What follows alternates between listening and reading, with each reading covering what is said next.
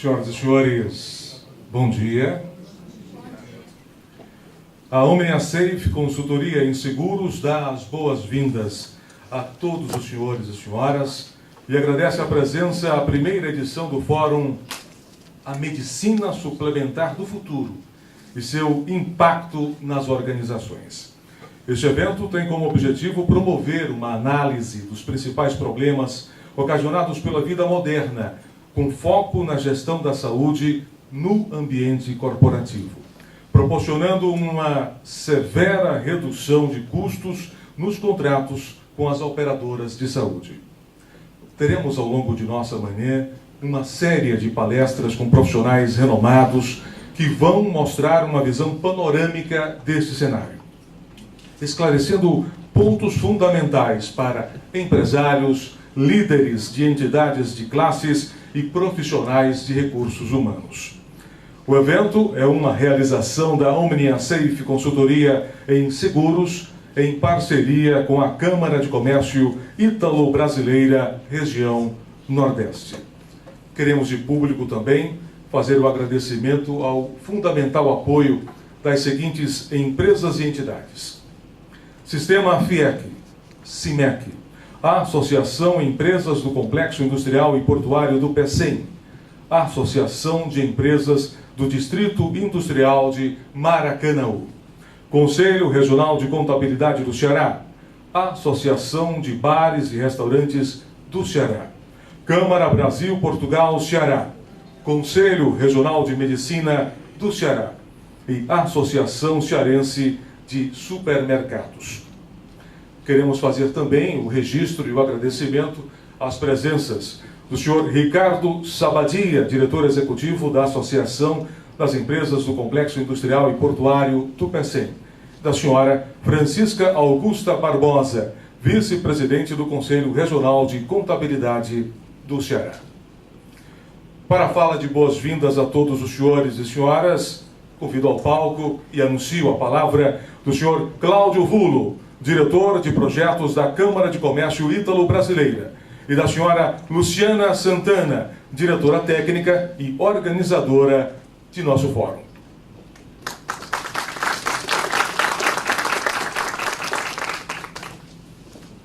Bom dia a todos.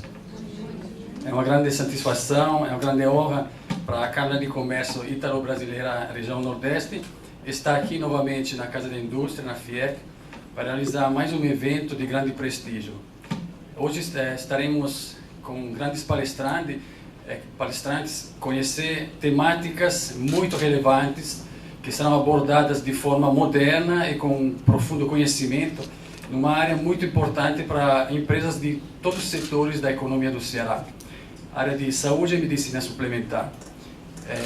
Eu espero que essa parceria que estamos começando hoje, a partir desse fórum, possa trazer novas soluções e uma nova forma de abordagem de tantas questões e tantas problemáticas que a área de saúde, a área de medicina suplementar, trazem dentro das nossas empresas. Então, eu agradeço primeiramente a FIEC, todas as entidades que ajudaram na divulgação e na realização desse evento, e deixo a palavra com a Luciana, desejo a todos vocês de aproveitar ao máximo esse evento e a presença de nossos prestigiosos palestrantes. Obrigado.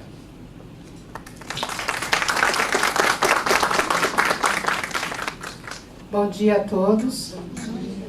Eu vou agradecer novamente a fala do seu Wellington e o Cláudio, e principalmente agradecer a grande parceria da Câmara Ítalo-Brasileira, Câmara de Comércio, a FIEC, que foram muito dedicados em conhecer o projeto, e foi um caminho que nós percorremos aí de alguns meses para colocar os temas por serem de grande impacto nas organizações, né? Falar de medicina suplementar, falar de saúde privada, organizações, empresas, setores como RH, né? Como QSMS.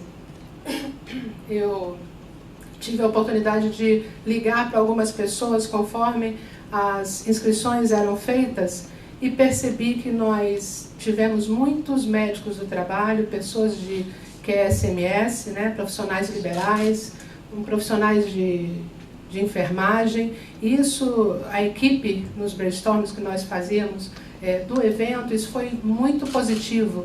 Eu cheguei a comentar com algumas pessoas no café que isso é importante, porque está se ampliando essa visão desta triangulação, que é a relação mais próxima da medicina do trabalho das empresas, do RH, né, e da gestão de pessoas, porque este assunto medicina suplementar, e nós falamos com muito simples, o plano de saúde, a cobertura médica, a intenção da OmniaSafe é mostrar ampliar essa visão e mostrar como esse tema é complexo para todos os gestores, para todos os setores que são envolvidos, né, nessa cadeia de gestão de pessoas nas empresas, né. Espero que vocês aproveitem bastante o evento. Gostaria de reforçar que nós queremos muito a contribuição de vocês com questionamentos, né, a convivência de vocês e cada um na sua experiência. Tirem dúvidas. Quero agradecer aos palestrantes, a presença deles e todos que estão fazendo hoje conosco com a OmniaSafe, que esse evento seja um sucesso e que principalmente nós possamos levar até vocês informações que sejam valiosas e que possam contribuir profissionalmente para vocês. Muito obrigada pela presença de todos. Bom evento!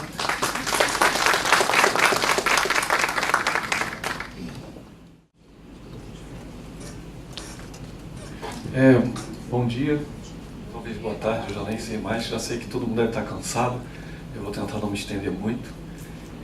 Eu venho falar, na verdade, de saúde corporativa, que nada mais é do que saúde do indivíduo também. Tudo que eu falar aqui para a saúde corporativa, a gente espera que valha para todos nós. Eu sou médico, eu fiz clínica médica, cardiologia, faço muito consultório e tudo isso surgiu por conta da necessidade de eu conseguir mudar a vida das pessoas com que eu lido todo dia. E por conta disso eu estudo hoje um dia muito medicina preventiva. Medicina preventiva baseada em ciência. Eu quero saber o que é comprovado, eu quero saber o que já tem comprovação científica que eu tenho que fazer para envelhecer bem. Eu não quero saber o que não tem comprovação científica. Não dá para eu chegar para um paciente meu e falar: olha, seu Francisco, toma esse remédio aqui que eu acho que é bom. E meus pacientes hoje em dia no consultório acreditam muito em mim. E ele vai acreditar em mim. E ele vai falar: Leonardo, esse remédio é bom mesmo, vou tomar. Você tem estudos bons que comprovem que ele entrega o que você está prometendo? Não, seu Francisco, não tenho. Ah, Leonardo, então você tem pelo menos estudos dizendo que ele não me faz mal? Não, Leonardo, também não tenho. Então não dá para eu prescrever um remédio assim. Então tudo que eu for prescrever, e prescrição não precisa ser só remédio, exame, mudança de estilo de vida, tem que ter comprovação científica. Então, a gente hoje em dia está mudando a medicina para uma medicina baseada em dados científicos. E isso é uma coisa nova, a gente é da década de 80, 90 para cá. Eu não aprendi isso na faculdade, eu estou há 18 anos formado. Hoje em dia eu formo residente lá no Rio de Janeiro, são médicos que acabaram de sair da faculdade há 2 anos. Eles não aprendem isso na faculdade, então a gente ainda tem um grande dever de ensinar isso tudo que eu vou falar para vocês para a própria comunidade médica.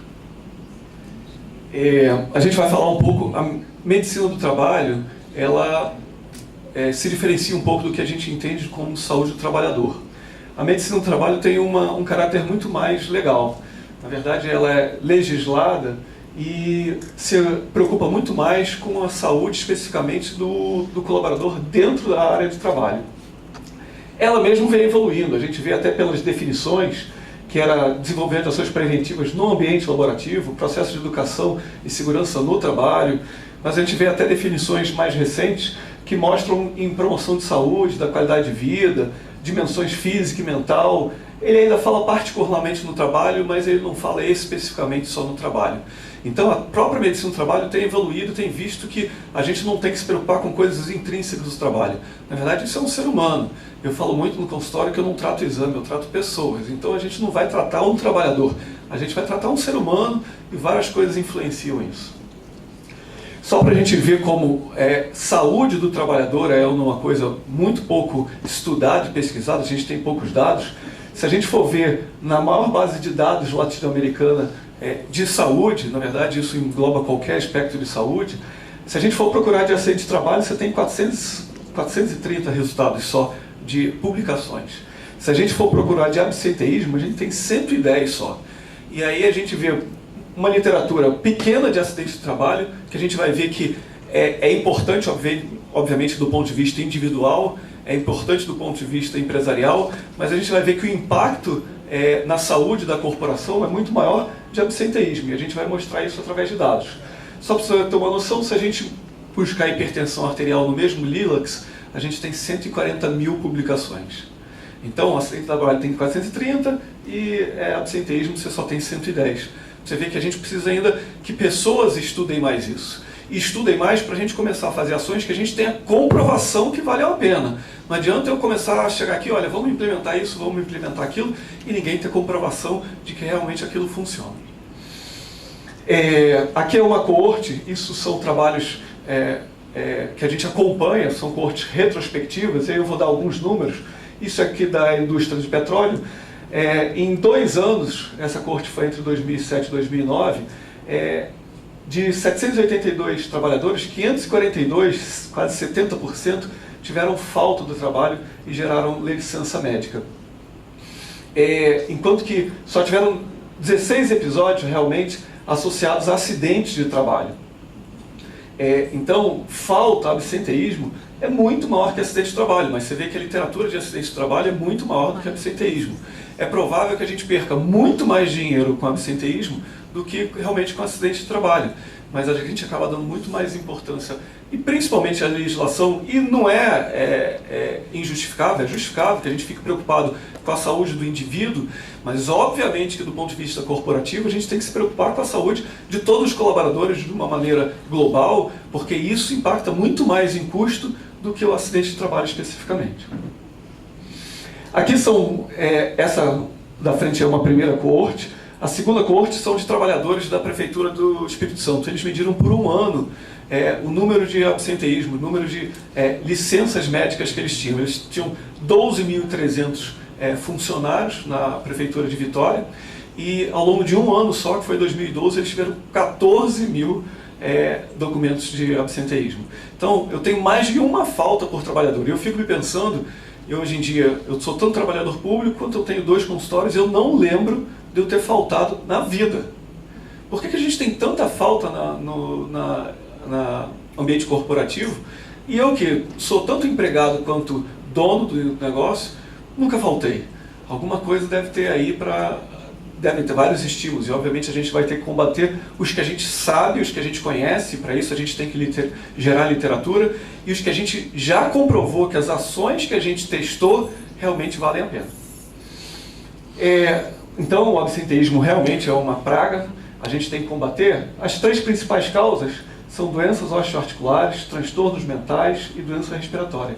Então definitivamente a gente vai ter que pensar em ações para que melhorem isso. E eu não preciso falar do problema de custo e vários problemas corporativos que isso traz, mas definitivamente a gente ainda tem muito pouco dado estatístico, então a gente pode fazer muito pouca inferência e conclusão de o que a gente tem que combater. Provavelmente isso varia de indústria para indústria. Se a gente comparar a indústria marítima com a indústria de saúde, provavelmente isso varia. Isso provavelmente varia de empresa para empresa também. Então não tem como os serviços de medicina do trabalho, os serviços de recursos humanos não começarem a gerar. Se não gerar esses dados, a gente vai ficar sempre achando, esses custos vão continuar sempre sendo altos e a gente não vai conseguir fazer nada de concreto.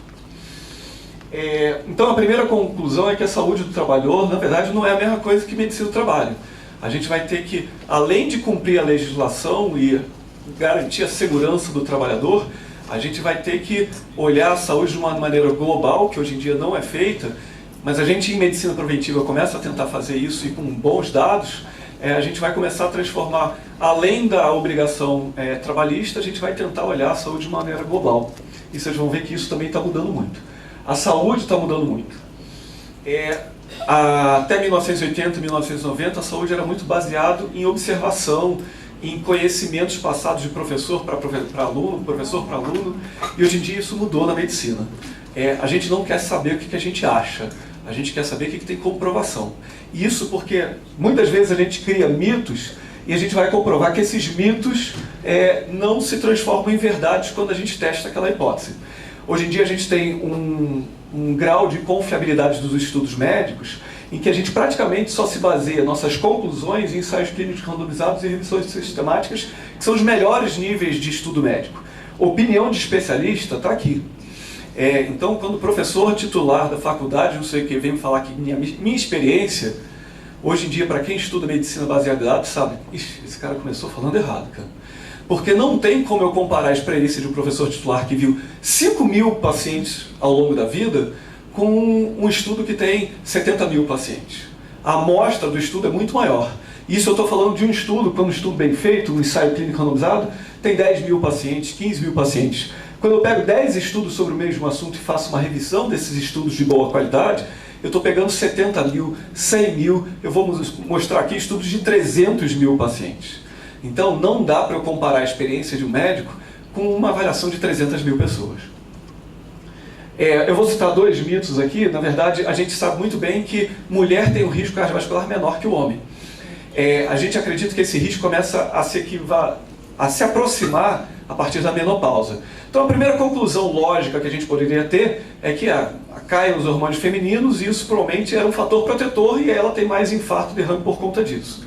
Isso a gente usa na nossa lógica. E tinha um estudo observacional, que se a gente olhar aqui, estão em estudos de média qualidade, são estudos geralmente coorte, que sugeria que enfermeiras americanas que tomavam reposição hormonal infartavam menos e tinham menos AVC. Opa, então a gente já acha que mulher depois da menopausa tem mais infarto e derrame. E as mulheres que tomam reposição hormonal, que repõem esse hormônio, têm menos infarto e derrame. Então vão repor hormônio para todo mundo. E na década de 80, o medicamento mais vendido do mundo era a reposição hormonal. Todos os médicos começaram a prescrever reposição hormonal. Até que a gente testou essa hipótese do ponto de vista de dados. Reposição hormonal diminui chances de infarto e derrame?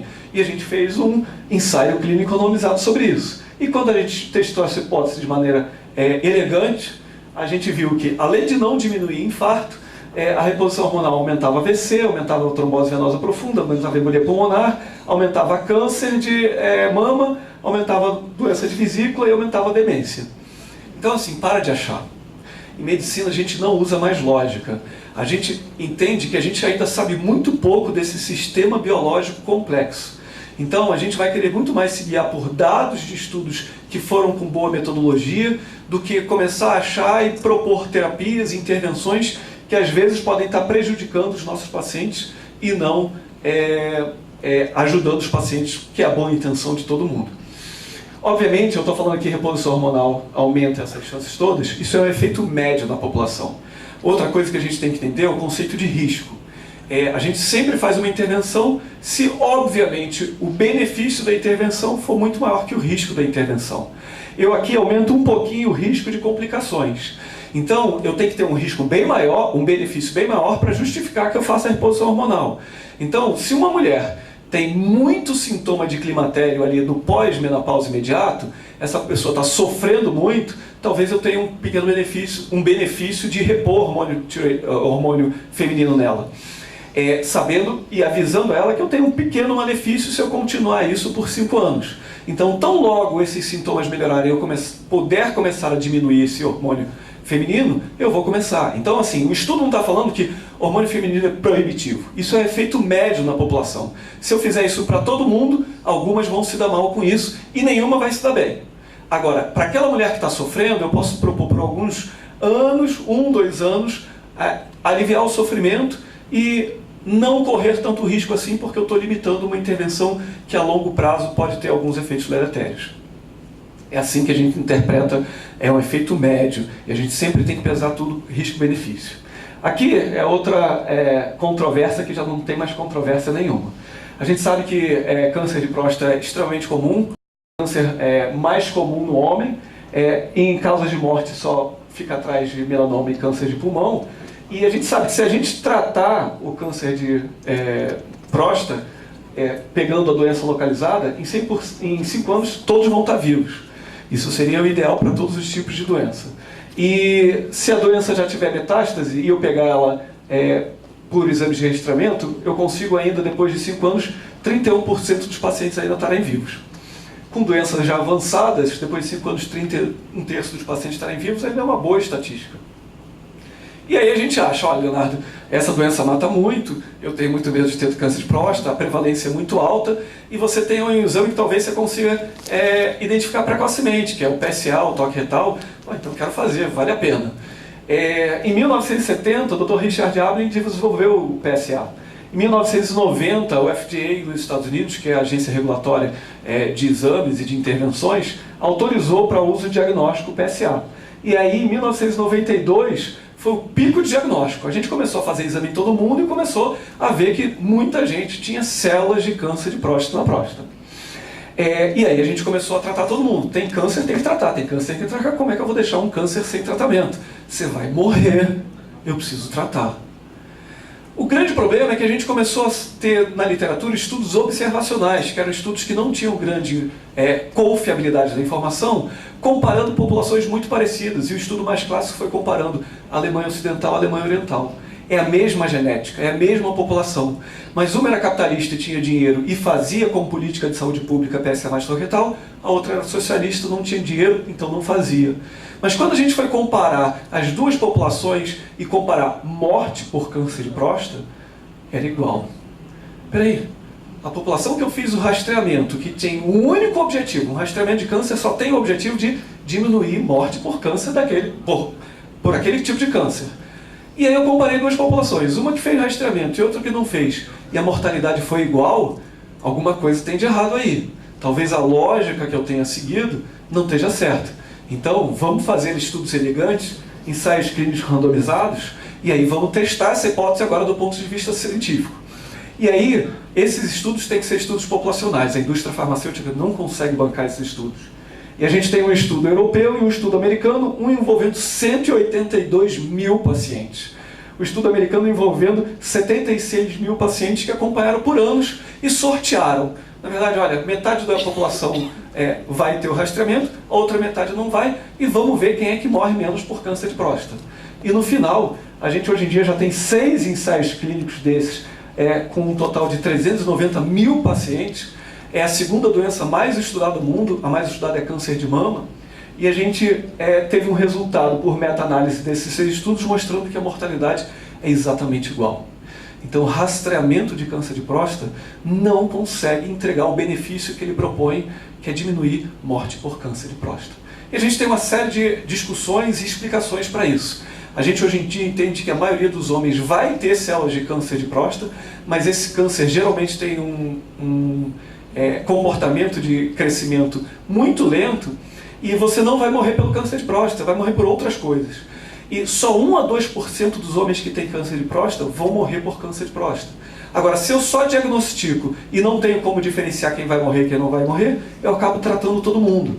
E aí, por que os estudos não mostraram diminuição de mortalidade? Provavelmente porque para cada um paciente que eu salvo pelo tratamento, eu mato um do tratamento. Porque o tratamento é extremamente invasivo. Então, em políticas de saúde, quer seja pública, quer seja corporativista, não dá para eu propor uma coisa que não tem benefício. Peraí, você está gastando dinheiro, você está gastando emoção das pessoas, porque você dá um diagnóstico e não ter o que fazer causa um transtorno emocional muito grande. Então, se essa estratégia não me traz nenhuma diminuição de morte, só aumenta custo, para que eu vou fazer isso? A ponto de... Isso aqui é o livro que o Dr. Richard Ablin escreveu há 4 anos atrás. Ele foi o cara que descobriu e ganhou vários prêmios por ter descoberto o PSA. É um livro que ele vai a público pedir desculpa à população especificamente americana por ter permitido o PSA para ser feito como teste diagnóstico. Ele sabia que não era para ser feito como teste diagnóstico, era um teste só para acompanhamento de doença, e permitiu, e por, obviamente, pressão da indústria, que isso fosse feito, e a gente entende que foi uma tragédia.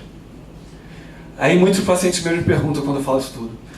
Primeiro que a gente tem ainda o Novembro Azul, e a gente tem o Outubro Rosa, e a gente sabe que essas campanhas têm muito mais marketing, têm muito mais influência da indústria do que realmente evidência científica de benefício clínico. Eu não vou entrar aqui na discussão de mama, mas a mama tem um benefício muito pequenininho e talvez tenha um maior malefício.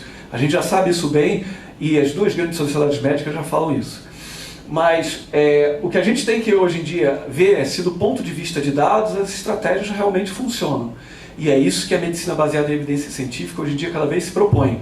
O grande problema é que a maioria dos médicos ainda não entendem o que é estatística, o que é benefício, o que é risco. A gente precisa ensinar isso para a comunidade médica e precisa ensinar isso para vocês. E aí, a gente tem uma meta-análise Cochrane. A Cochrane Library é a Força-Tarefa Americana e a Cochrane Library são as duas entidades no mundo que mais estudam medicina baseada em estudos de boa qualidade metodológica, porque o que não falta são as grandes revistas médicas publicando estudos de péssima qualidade, e a gente já está tendo um movimento mundial para mudar isso, mas a gente já tem uma meta-análise Cochrane mostrando que check-up baseado em exame, além de não diminuir mortalidade, aumenta morbidade. Então, eu entrar numa clínica de manhã, fazer 30 exames e sair de tarde, eu saio com a impressão que eu estou garantido para o próximo ano, e aí eu não preciso nem me preocupar com mudanças de estilo de vida, e a gente sabe que isso não é garantia de nada. O paciente que faz o check-up morre igual ao paciente que não faz o check-up.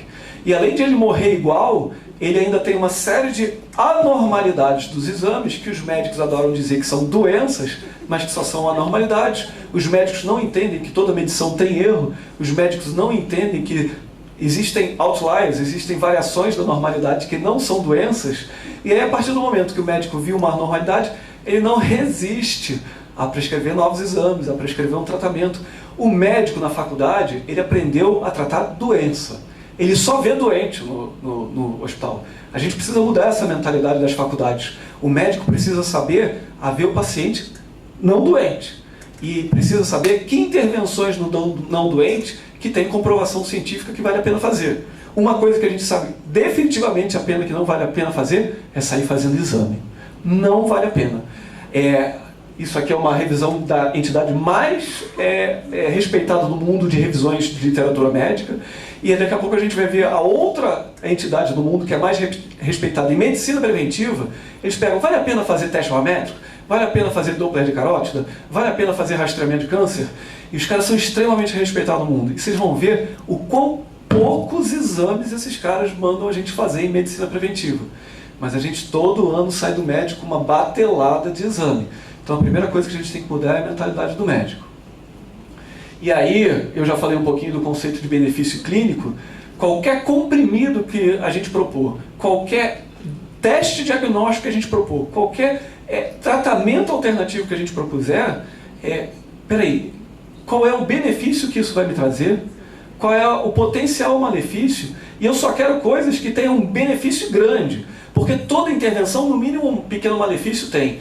O tempo que eu vou gastar, o dinheiro que eu vou gastar, os potenciais efeitos colaterais. Então, se você não me der uma intervenção que tem um grande benefício clínico, para eu descontando o pequeno malefício que eu já tenho garantido, ainda sobrar um bom benefício, se não tiver esse grande benefício, eu não quero. Ah, o benefício é pequeno, o malefício é pequeno, 0 a 0 em empate eu não quero.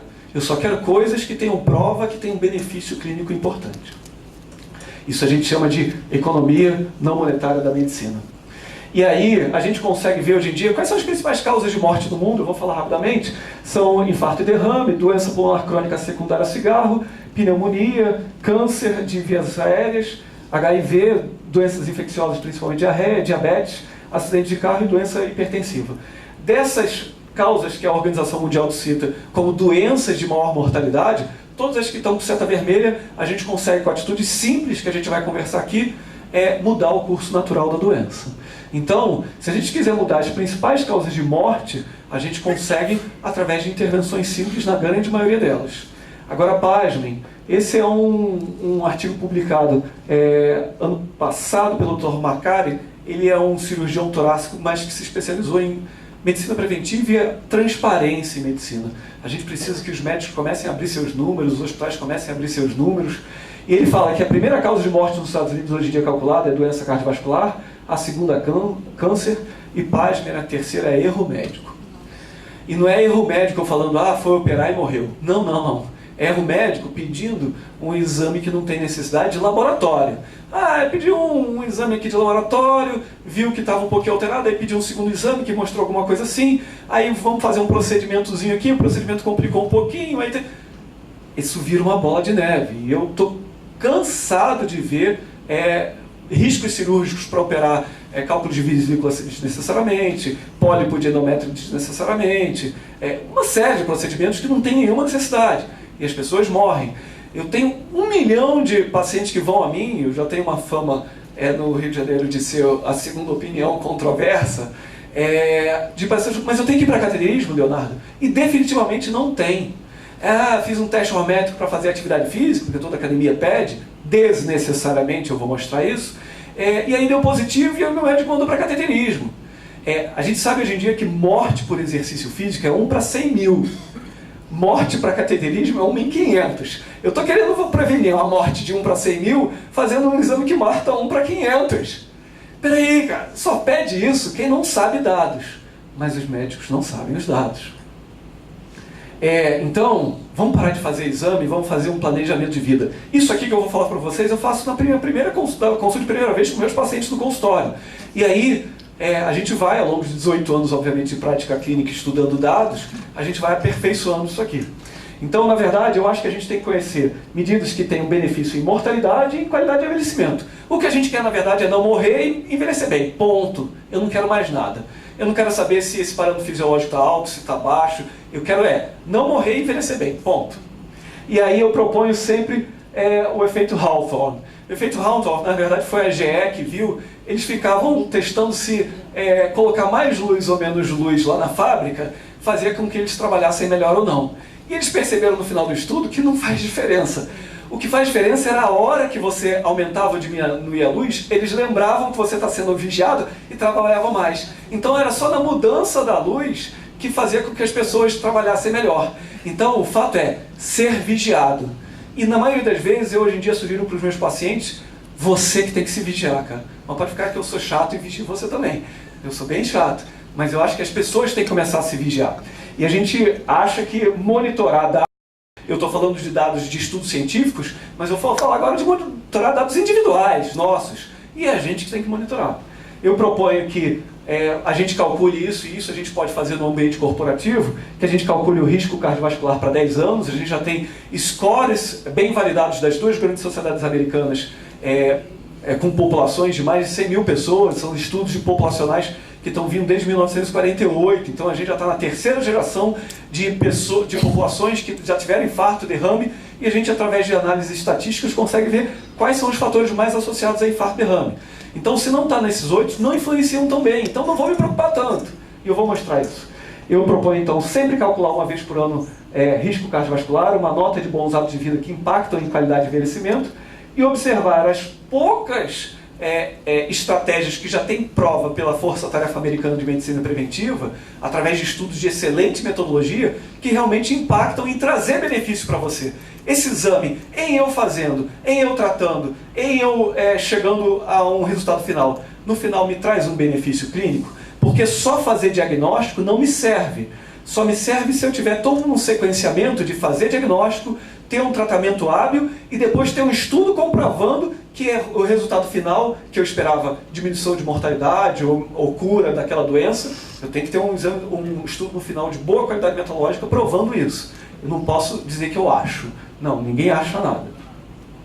E o que está bem estabelecido já fez a expectativa de vida crescer muito. A expectativa de vida estava ali em torno de 40 anos, a gente já está chegando aos 80. A expectativa de vida no Brasil é 76 anos, mas para quem já passou os 2 grandes bolsões de morte, que é mortalidade infantil e acidente violento entre 20 e 30 anos, eu já passei, a expectativa de vida já está em 80 e poucos anos. Então, nesse último século, a gente conseguiu evoluir 40 anos. Peraí, o que a gente já faz já está muito bom. Então faz o que a gente já sabe, não quer inventar, Leonardo, eu quero fazer o último exame, Leonardo, eu quero fazer o último tratamento. Faz o simples, porque o simples dá muito certo. O simples todo mundo mais ou menos já sabe. Eu bato muito na tecla de beber bastante água, exercício físico, comer pouco saudável, observar a postura, cuidado dentário, não fumar. Essas coisas são as simples. E hoje em dia no consultório eu dou uma nota para os meus pacientes de bons hábitos de vida, muito simples, eu dou 0, 1 ou 2 para cada um dos 5 itens e no final uma nota de 0 a 10. A maioria dos meus pacientes tiram 1, 2, 3 na nota de primeira consulta. É uma vergonha, na verdade. E o que a gente precisa, isso aqui melhora muito a qualidade de envelhecimento. A gente tem estudos observacionais, que não são os estudos de melhor qualidade, que mostram que isso aqui melhora muito a qualidade de envelhecimento. E isso também impacta, certamente, na qualidade da saúde do trabalhador. Eu falei lá na saúde do trabalhador que a primeira causa de absenteísmo é osteomuscular. A primeira é dor nas costas, ponto. Se esse cara tem boa postura e faz exercício físico contemplando exercício de força, reforçando a musculatura das costas, eu diminuo muito esse cara ter dor nas costas e muito dor articular. Então eu já estou combatendo também, talvez, a primeira causa de absenteísmo.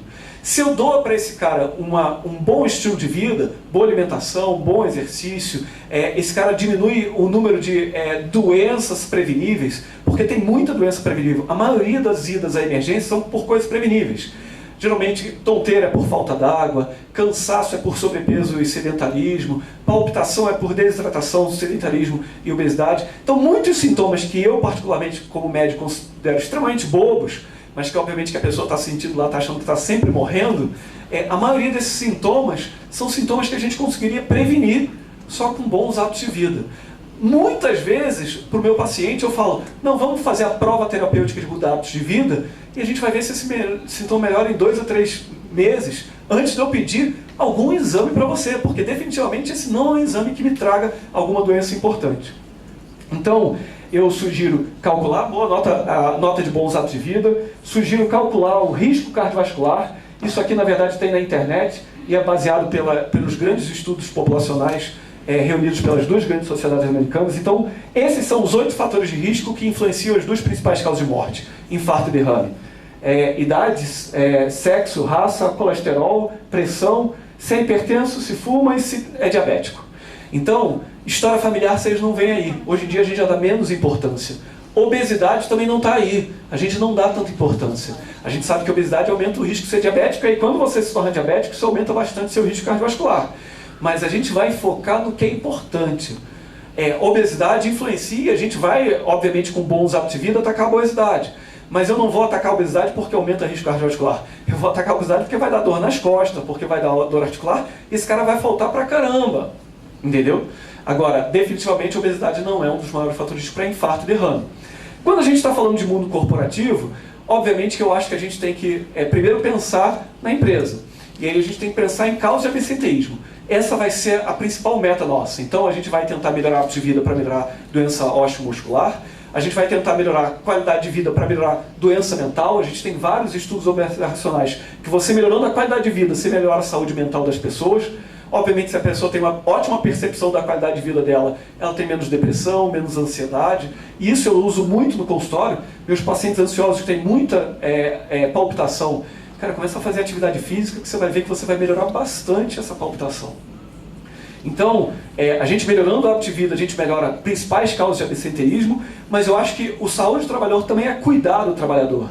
Em muita empresa, os diretores são parabenizados com check-ups baseados em exames, que não diminuem a mortalidade, só aumentam a morbidade, mas os funcionários gerais não são premiados com nada.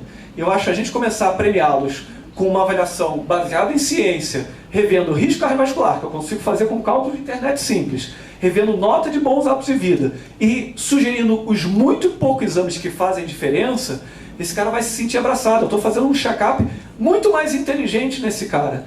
E eu consigo ir acompanhando isso anualmente. Isso é uma informação valiosa para esse trabalhador, mas isso é também uma informação extremamente valiosa para a RH. E a gente pode começar a premiar as pessoas que têm... eu sou sempre a favor de culpar ou dar algum detrimento pior para o que não cumpre, mas ao contrário, sempre premiar o cara que cumpre muito bem. E o ambiente corporativo é o melhor lugar disso, porque a gente consegue, através de medidas simples, que é esse check-up inteligente, dar feedback, que é uma coisa importante, mas a gente, dentro do ambiente corporativo, a gente tem cooperação e competição entre as pessoas. A gente vê muito bem quando as pessoas começam assim, aquele cara está emagrecendo, e essa pessoa já está bem melhor fisicamente. Isso é uma forma de competição. Saudável, obviamente. Esse aqui é a Força Tarefa Americana. Eles, na verdade, lançam todo ano sugestões de exames. Eu vou passar aqui, só para vocês terem uma noção, eles classificam todos os exames que eles já estudaram muitos exames, quase todos que vocês pensarem aí. Eles estudam e recomendam se tem muito benefício, já tem comprovação total de benefício. O que for A, faz. Não deixa de fazer. O que for B, conversa com o seu paciente. A comprovação de benefício ainda é moderada. C, a gente ainda não tem dados suficientes para falar sim ou não. E D, definitivamente, a gente já tem toda uma literatura que mostra que se você fizer isso para todo mundo, você vai mais prejudicar mais gente do que beneficiar. Então, não faz. Você não vai sugerir isso como política de saúde pública e política de saúde empresarial. Definitivamente. E aí, alguns mais exemplos que eu já dei. Câncer de próstata é D. Eles falam, não faça. Eles falam isso e a Cochrane Library faz isso. Mas todos os urologistas ainda falam para fazer PSA mastorretal. Até 3 anos atrás, a Sociedade Brasileira de Urologia ia na Rede Globo fazer uma propaganda com Tony Ramos. E mesmo assim, até hoje, os urologistas ainda falam para fazer PSA mastorretal. A Cochrane Library mandou o representante deles ao Congresso Mundial de Urologia, 3 anos atrás, para representar a Organização Mundial de Saúde e pedir aos urologistas, parem de sugerir PSA mastorretal. Aqui está reposição hormonal, como prevenção de doença cardiovascular que a gente fazia na década de 80. D, você vai ter mais malefícios e não vai prevenir doença cardiovascular nenhuma. E aqui está, pasmem, eu sou cardiologista, eu faço cardiologia. Teste ergométrico pré-participação de atividade física, D, tá? É desrecomendado. O médico cardiologista que pede teste ergométrico para uma população assintomática de baixo risco, que é a população que a gente está falando, é o funcionário da empresa, ele não tem doença nenhuma. A chance desse resultado ser um falso positivo é anos-luz maior do que ser um verdadeiro positivo. Então, o cara que pede isso não tem a mínima noção de estatística. Mas, infelizmente, se você perguntar para os caras que estão entrando na faculdade de medicina, quer estudar um pouco de estatística? Ai, Deus me livre, Leonardo. Eu fiz medicina para nunca mais ver número na vida. Esse é o pensamento. Então, só mostrando que o ambiente corporativo, na verdade, é uma oportunidade única de mudar a vida das pessoas e poupar dinheiro, a gente sabe que parar de fumar, o ambiente influencia muito. Se um gêmeo seu parar de fumar, você tem 25% mais chance de parar de fumar. Se o cônjuge parar de fumar, você tem quase 70% mais chance de ter sucesso em parar de fumar. Se os colegas de trabalho pararem de fumar, você tem mais de 36% de chance de parar de fumar. E isso sem você fazer nenhuma intervenção, só porque você soube que seus colegas de trabalho pararam de fumar. Em obesidade é negativo. Se seus amigos começam a engordar, você tem mais de 57% de chance de se tornar um obeso. Obviamente, eles adotam hábitos, você vive com eles, você vai adotar hábitos também. E isso é a base da gente... Muitos pacientes meus, doutor Leonardo, a minha família toda era de gordinhos, está na genética, todo mundo era diabetes, está na genética. Tá na genética porcaria nenhuma, cara, porque todo mundo tem maus hábitos e todo mundo vai passando maus hábitos de geração para geração. O que a gente precisa é mudar esses hábitos com intervenções simples. E um dos maiores exemplos disso é o Vigilante do Peso. Vigilantes do Peso, e eu não sou pago e nem patrocinado por eles, mas eles são o maior caso de sucesso em perda de peso. Não existe nenhum remédio com prova que consegue manter perda de peso a longo prazo, nenhuma dieta, a gente já sabe que nenhuma dieta tem sucesso nisso. Dieta da proteína, dieta do carboidrato, dieta da sopa, dieta não sei o quê. A gente sabe, tem que diminuir caloria e aí tem que fazer esse feedback para o resto da vida. E aí o Vigilante do Peso, na verdade, dá o feedback e junta as pessoas para competirem entre si. Os caras fazem justamente isso. O coletivo e o feedback. Então, gerar dados, feedback e influência do coletivo. O resto eu vou passar, são o que a gente sugeriria. Eu só vou mostrar algumas informações importantes aqui. O que todo mundo deveria fazer? Muito pouca coisa. Na verdade, rastreamento de infecção urinária só em mulher gestante. Quantos médicos não pedem exame de urina de rotina? Isso é uma desgraça. Todo mundo deveria verificar a pressão. Rastreamento de câncer de colo de útero em mulher. Papa Nicolau deve ser feito a cada 3 anos. Todo ginecologista pede anual. O colesterol a partir de uma certa idade. Rastreamento de câncer de intestino grosso. A gente só tem 2 rastreamentos de câncer que tem prova que traga muito benefício. Papa Nicolau em mulher, câncer ginecológico, e intestino grosso em homem e mulher a partir de 50 anos com colonoscopia. Vocês podem pensar, mas qualquer um câncer. Nenhum dos outros cânceres tem benefício comprovado que eu fazendo eu vou morrer menos por aquele câncer. Isso são dados da Força Tarefa Americana, da Cochrane Library.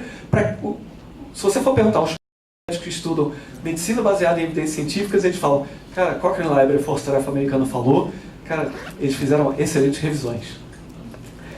Suplementação de ácido fólico em mulher que pensa em ter filhos, sorologia de hepatite para mulher também.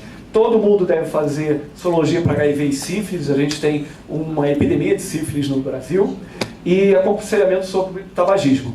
Se você for me pegar, eu tenho 42 anos, o que eu tenho que fazer? A Sociedade Brasileira de Cardiologia manda eu fazer teste almétrico, manda fazer uma série de exames que não tem nenhuma prova científica. E hoje em dia eu estou brigando com a Sociedade Brasileira de Cardiologia para parar de fazer isso. As sociedades de especialidade têm muita influência de indústrias outras. E a gente tem que mudar as sociedades, eu estou brigado muito na Sociedade de Cardiologia para mudar isso. Mas basicamente o que o Leonardo tem que fazer, rastreamento para HIV e sífilis, verificar minha pressão e o colesterol. Ponto. Eu não preciso fazer mais nada. Mulher da minha idade ainda teria que fazer o Papa Nicolau. Ponto. E o que a gente não tem que fazer? Eu vou passar direto para o que não tem que fazer. Olha, rastreamento de infecção urinária, aquele exame de urina todo ano não tem que fazer. Doppler de carótida, não tem que fazer em ninguém. A gente já sabe que se você tiver uma placa de carótida, a chance de você complicar dessa placa é menor do que a chance de você complicar na cirurgia para tratar a placa. Então eu não vou fazer essa porcaria. Teste hemamétrico, a gente já sabe que não é para fazer na população geral. O teste hemamétrico é só para confirmar quando eu suspeito de doença. Se o paciente traz uma história de dor característica, que tem uma característica bem importante, olha, eu acho que você tem. Se essa história for muito característica, eu nem peço teste hemamétrico, o diagnóstico é clínico. Se eu tiver alguma dúvida, eu peço teste hemamétrico. Reposição hormonal de mulher, não. Rastreamento de câncer de ovário. Ultrassom transvaginal. Qual ginecologista não pede essa bodega anual? Não tem nenhuma comprovação científica e não deveria ser pedido. Ultrassom de abdômen, todo mundo pede. PSA mastoc retal, rastreamento de câncer de testículo. A Força Tarefa Americana acabou de publicar rastreamento de câncer de tireoide. Quantas mulheres não ficam fazendo ultrassom, TSH, isso direto? Essa semana eu peguei uma paciente no consultório que fazia anualmente. Ela descobriu nódulos pelo toque, anualmente ela faz ultrassom e biópsia do nódulo. Algum dia vai ter uma infecção, algum dia vai ter uma hemorragia grave, algum dia vai... Então hoje em dia eu tenho medo de médico. Só para terminar, então, planeja a saúde. Faz o que está bem estabelecido. Essas coisas estão bem estabelecidas. Já tem tanta coisa bem estabelecida que não adianta eu querer ficar fazendo o último exame que ainda não tem nenhum estudo de grande monta que me traga a resposta que eu preciso. Então, quando não tem dado suficiente, na maioria das vezes, quando o médico achou que tinha lógica, no final a gente se deu mal que não tinha lógica nenhuma. A gente já viu isso para vários medicamentos. E aí, comparar, cooperar e competir, e no ambiente corporativo a gente consegue fazer isso muito, talvez seja uma excelente estratégia. Exames e intervenções, menos exame, menos intervenção, melhores hábitos de vida. Isso é que tem comprovação científica. Eu sempre falo, hoje em dia a medicina está se tornando barata e pouco invasiva, mas ainda não é isso que os médicos pensam. Obrigado.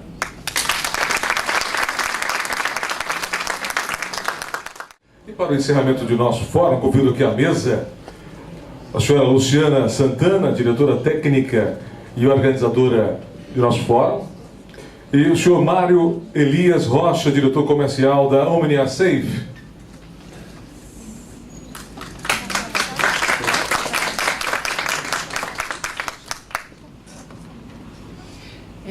Então, depois desse nosso fórum, nós estamos aqui para responder as perguntas que vão principalmente ser direcionadas aos palestrantes de cada tema, né? Falar sobre gestão, sobre todos esses cenários que nós incorporamos em programas de gerenciamento de empresas, né? Então, passamos aí 4 visões muito importantes que têm que ser consideradas, têm que ser gerenciadas, têm que ser efetivadas e ter esse conhecimento da gestão e esses 4 pilares. É óbvio que nós temos muitas outras, é um assunto muito capilarizado, né? A gestão de pessoas envolve RH, como nós falamos, medicina ocupacional, gerenciamento, toda a forma que a empresa vê esse colaborador, né? E isso, até a empresa admitir os programas, né? Nós já temos vários clientes e temos algumas dificuldades em que esse empresário ele reconheça os programas e que esses programas eles tragam efetivamente resultado para a empresa. Então é o que o Dr. Leonardo Muna comentou, a doutora Maraci, que nós tenhamos esses números, esses mapeamentos. Uma coisa muito interessante é que as empresas que possuem cobertura de plano de saúde, eles fazem, normalmente vocês têm aí os problemas mais graves, que fazem com que vocês mudem de operadora, por exemplo. O momento mais comum de ocorrer é quando vocês têm um reajuste severo, né? Então você tem um reajuste fora do VCMH, né, que é a variação do custo médico hospitalar, e de uma operadora que não gerencia muito bem os seus números, a sua atuária, então tem que fazer correções técnicas a esse sinistro da própria carteira. Então ela determina reajustes que impactam e tornam inviáveis a perpetuidade, às vezes até, do benefício, ou então você tem que fazer um downgrade, né? Você tem uma cobertura nacional, passa a ter uma cobertura regional, começa a colocar alguns subterfúgios técnicos, coparticipação, entre outros que nós temos.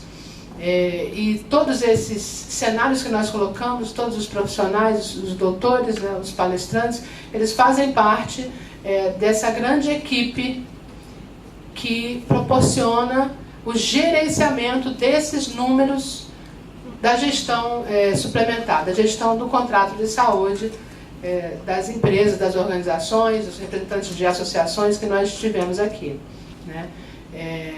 Estamos no final, tivemos que fazer algumas correções, tínhamos o café e estendemos para que a maioria dos profissionais e dos presentes pudessem acompanhar todos os importantes temas que nós apresentamos aqui, mas ainda assim nos estendemos muito nesse momento de debate. Mas se vocês tiverem alguma pergunta específica para nós, né, que nós possamos responder, para os palestrantes, nós estamos à disposição, salvo a ausência da doutora Maraci, que teve que voltar para o Rio de Janeiro. Já está no voo. Temos um microfone à disposição dos senhores. Por favor.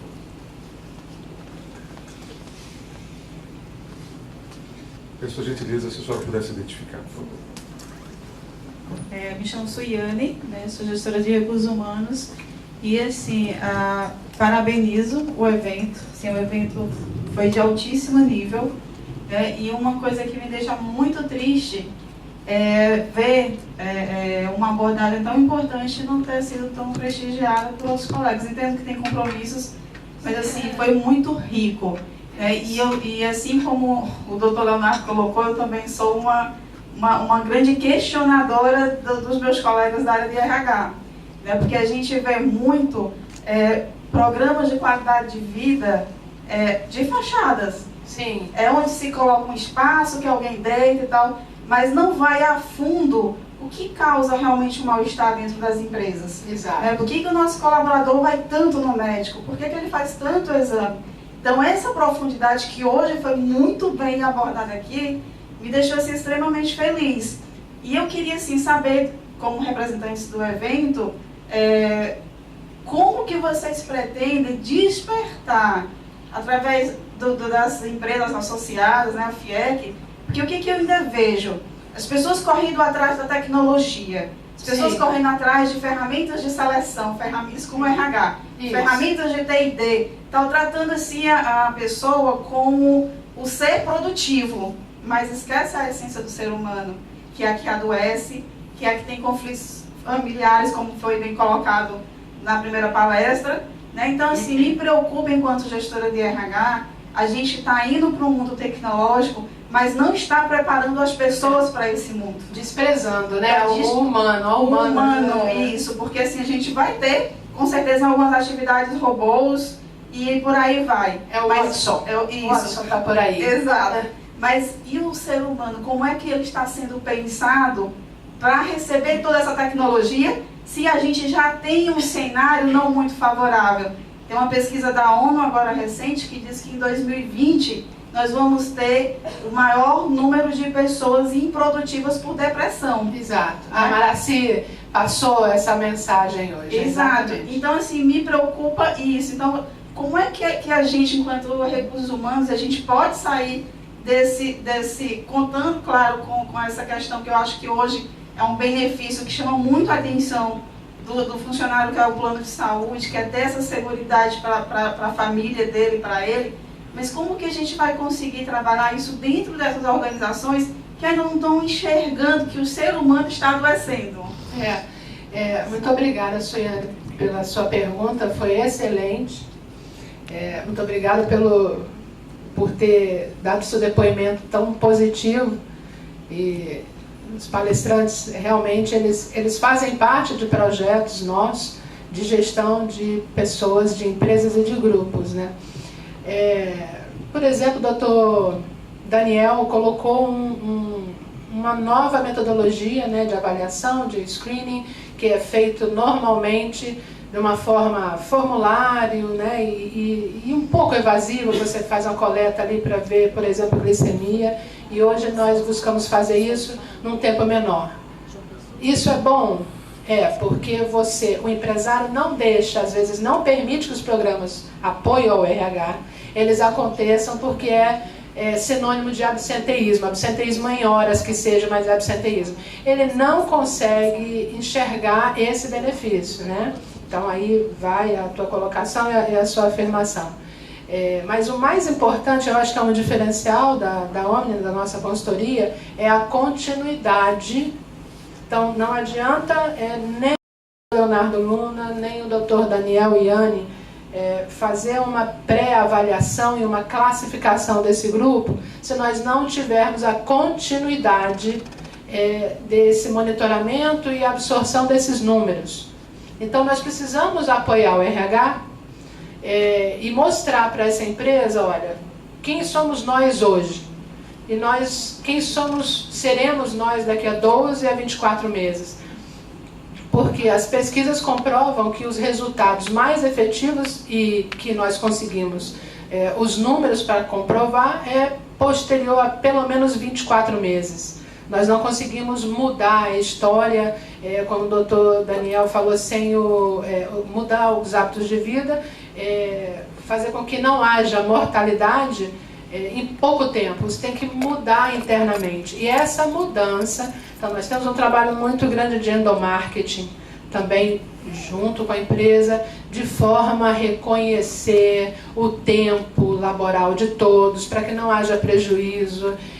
Depois de uma pré-avaliação, todos esses colaboradores, eles passam a ter tecnologia nas mãos e nós passamos a nos comunicar com eles com aplicativos. Então, eles têm ali, por exemplo, um AMT, que é o atendimento médico telefônico. Então, ele quer algum aconselhamento, alguma dor, qualquer sintoma ou alguma dúvida que ele tenha, tanto com ele como com dependentes, ele pode ligar para esse atendimento médico, pode conversar com médicos por chat. Então, esse é o grande projeto. Eu trabalho com saúde, avaliação de pessoas em consultoria há 25 anos. Então, pegamos aí todo esse tempo, doutora Silvia, da criação da Lei 9656, né? A criação da Agência Nacional, da regulação do setor, da saúde, e cada vez mais nós conseguimos levar, aprimorar e entregar isso para o empresário, para o profissional de RH. A chamada foi muito com vocês e por vocês, né? Então é isso, fazer essa avaliação diferenciada, isso já é uma diferença, né, no contexto de avaliação e admissão de risco populacional hoje, e prestar esse monitoramento, essa continuidade de apresentação de números e comprovar a mudança no comportamento. E aí, se nós vamos comprovar que ele foi menos ao médico, não porque nós estamos tirando ele para que ele não utilize o plano, para que isso versus menos sinistralidade. Não, mas para que ele tenha mais consciência da saúde e que consigamos reverter isso. É um trabalho que tem que ser com profissionais que têm isso. Nós temos, eu acho que vocês perceberam, em comum, todos nós, essa questão da qualidade de vida. Esse foi um grande apelo, uma grande mensagem de hoje. Mostrar para vocês que conhecemos os principais ofensores, vamos dizer assim, e são como é que eu posso dizer, os complicadores para o profissional de RH, do QSMS, da medicina do trabalho, para conseguir transformar e fazer com que o empresário permita o trabalho e a evolução de vocês, entregando essa consciência, essa melhoria e criação de células de qualidade de vida nas empresas, né? Então, aí nós podemos ficar aqui em um workshop 2, 3 dias falando desse tema. Ele é muito, como eu disse, muito capilar e temos muito debate pela frente. Mas só queria, é importante para nós, né? Eu também tenho uma experiência muito grande dentro da operadora, né? E trazendo essa experiência para cá, ter a visão de como a operadora vê o nosso segurado, tá? Então mapeamento, porque quando você leva uma massa para fazer qualquer negociação dentro de uma operadora, você está levando retrovisor, você está levando sinistralidade passada, você está levando casos crônicos, aí vai feita uma avaliação da frequência da utilização e aqueles picos de sinistros que todas as horas, né, acontecem, aí vê os casos fortuitos que precisam ser cortados. Então, o que a gente está propondo é mapeamento na entrada, tá? Acompanhamento, separação dos grupos, trabalhar esses grupos de forma clara, objetiva, com o que é necessário de exames para se fazer esse mapeamento, abrir programas de qualidade de vida e fazer o controle disso e acompanhar a evolução. Este é o segredo. E na hora que nós estamos levando essa massa mapeada, a operadora já vai olhar de outra forma. Porque eu não estou levando papel, já estou levando um pré-screener. Ficou claro? E não adianta mais apenas mudar de operadora. Não adianta mais fazer downgrade, eu tenho nacional, e não adianta. Principalmente as empresas têm que absorver a consciência que vai chegar numa hora, e grandes empresas nós conhecemos no Sudeste, Rio de Janeiro e São Paulo, que as operadoras já entram numa lista. E, caramba, isso aqui, ó, R$350 na per capita. Porque sabe que aquela empresa é uma empresa que não tem gerenciamento, então o que eles fazem? Atuarialmente eles agravam para que tenha margem técnica para poder absorver aquele risco. Então, também essa mensagem de que as empresas precisam, as empresas que querem dar continuidade ao benefício, e por muitas vezes também a empresa, por motivos econômicos, não posso mais dar o benefício, não posso mais custear tantos por cento ou 100% do titular. E nós vimos recentemente, aí nos últimos 24 meses, com as empresas com problemas econômicos, o país vem vivendo isso, perdendo receita e tendo que demitir, e os funcionários, olha, eu deixo o plano de saúde, mas ou vou ter que demitir, o que é que nós fazemos? Olha, desconta 100%. Desconta 100% do meu salário, o plano de saúde, mas hoje as empresas não conseguem mais cortar o plano de saúde. O próprio funcionário faz o apelo para o RH para que esse benefício ele não seja cancelado. E como a empresa perde o gerenciamento? Então, se quem paga é o funcionário, a empresa não tem mais esse gerenciamento. Então, esse é um outro cenário que a empresa perde completamente. O gerenciamento, o funcionário faz assim, não, eu pago 100%, eu vou usar, ninguém me segura. E esse contrato, normalmente por adesão, custeado 100% do colaborador, que tem outras garantias pela Agência Nacional de Perpetuidade, mesmo depois da demissão, ele é também, tecnicamente, muito agravado por parte das operadoras. Então, nós estamos aqui para poder ajudar as empresas em todos esses cenários que envolvem como manter, como contratar, como mudar, sem proporcionar grandes traumas para esse grupo, para esses colaboradores, e principalmente comunicar o endomarketing. Se nós temos que mudar um plano, nós temos que mudar a categoria, o regimento, a atuação dele, colocar uma coparticipação. Nós conseguimos fazer isso explicando para o colaborador de forma que ele aceite, admita melhor esse benefício, esse novo formato. Temos mais uma pergunta, por favor. Meu nome é Alessiana, também sou gestora de benefícios e entusiasta desse assunto. Do rol de benefícios que tenho que administrar no dia a dia, assim, um plano de saúde, eu tenho uma paixão especial por tudo, né, por todo o contexto. Não seria nenhuma pergunta, também aproveitando o gancho da Suiane, parabenizar a Omnia. Eu acho que foi uma forma muito inteligente de divulgar o trabalho de vocês. Achei fantástico todo o conteúdo, todos os palestrantes. E acho que, a meu ver, uma iniciativa muito nova aqui em Fortaleza, pelo menos não vi nada igual nos últimos anos. A estimular que vocês, né, o primeiro fórum, que venham outros. Com certeza. Né, para que a gente tenha a oportunidade de divulgar o que aconteceu aqui hoje, com muitas anotações, né, muitas ideias, e acho que é bem interessante essa iniciativa, que ela se repita, né? Realmente, a gente tem uma dificuldade enorme de se ausentar das empresas, né? Eu vim bem reticente, uma manhã parece uma vida fora, né? Mas vamos lá. E você veio por estímulo? Então, eu ia... Você teve que pedir muito essa ausência aqui? Não, eu ainda trouxe alguém da minha equipe que também trabalha junto com a gente aí nessa empreitada.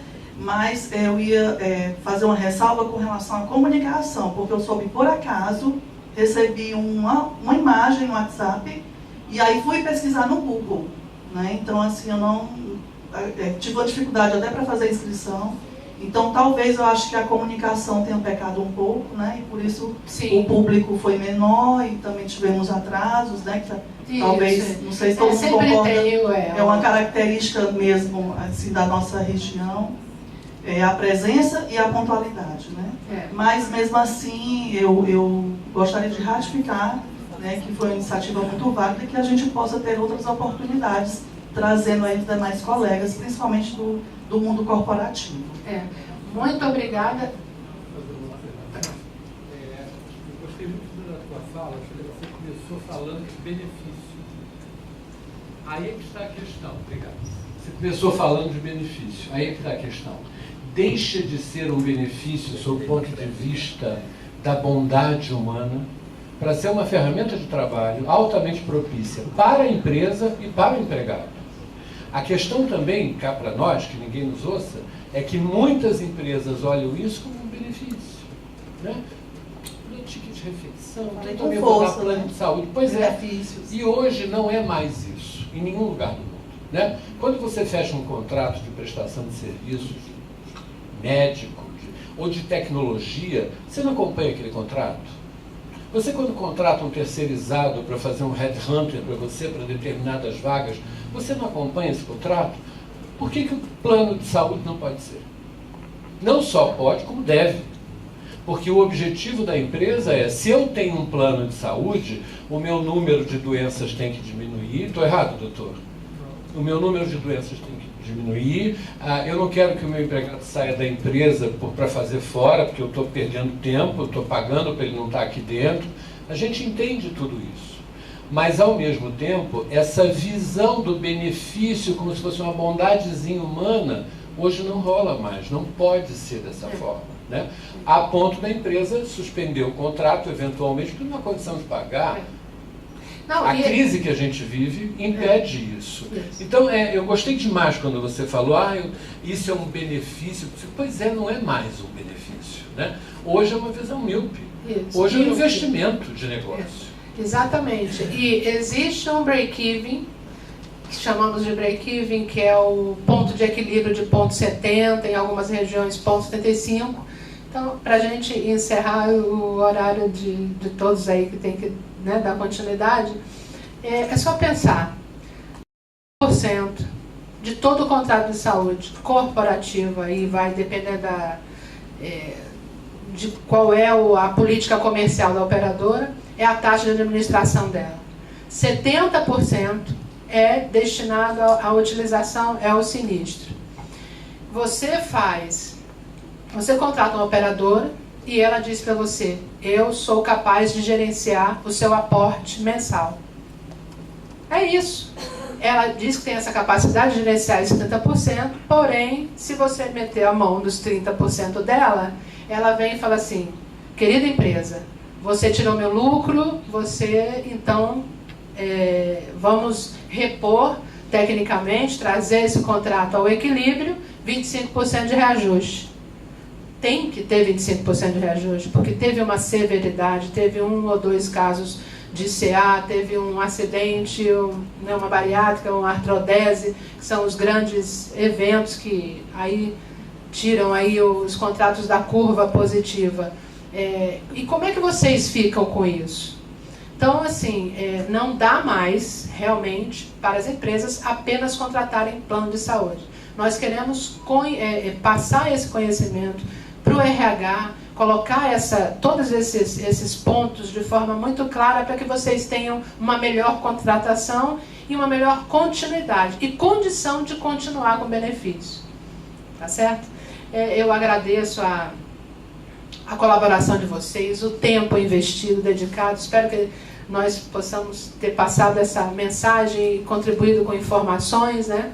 E nós vamos estar aqui até o dia 19, alguns diretores disponíveis para debate, podem chamar, nós estamos disponíveis para visitar, para conhecer como funciona o risco de vocês, ou enfim, a realidade de cada um. A nossa intenção é vir para Fortaleza e para o Nordeste, porque nós passamos 2 anos pesquisando o Nordeste, pesquisando as grandes empresas, pesquisando os sindicatos, pesquisando as convenções coletivas, como o Nordeste e o Norte, eles admitem benefícios, e como os números que foram demonstrados, as empresas realmente não conseguem, ou essa filosofia, essa nova fala, esse conhecimento ainda não chegou. Então, estamos muito disponíveis e eu estou muito feliz por ter tido QSMS, médico do trabalho aqui, mudando, o médico do trabalho querendo se integrar nessa triangulação de gestão junto com o RH, é fantástico. Isso é dito desde 2002, então só agora, com o E-Social, que traz um outro comprometimento para a saúde do trabalhador, não só para o que é ofensivo no laboral, mas também para o que ele traz de patologia. Então, o E-Social quer que a empresa olhe o colaborador com o que ele vem e trate dali para frente. Então, aí é um outro debate. Tá bom? Mais alguma pergunta? Ok. Agradeço a todos pela presença e quem conseguiu segurar aí todos os compromissos para nos manter conosco. Agradeço aos palestrantes, Sistema FIEC, principalmente o Cláudio Vulo, que foi o diretor de projetos responsável aí pela aprovação do nosso projeto junto à Câmara de Comércio Itália, e nossa, ele foi impecável, um grande parceiro. Muito obrigada.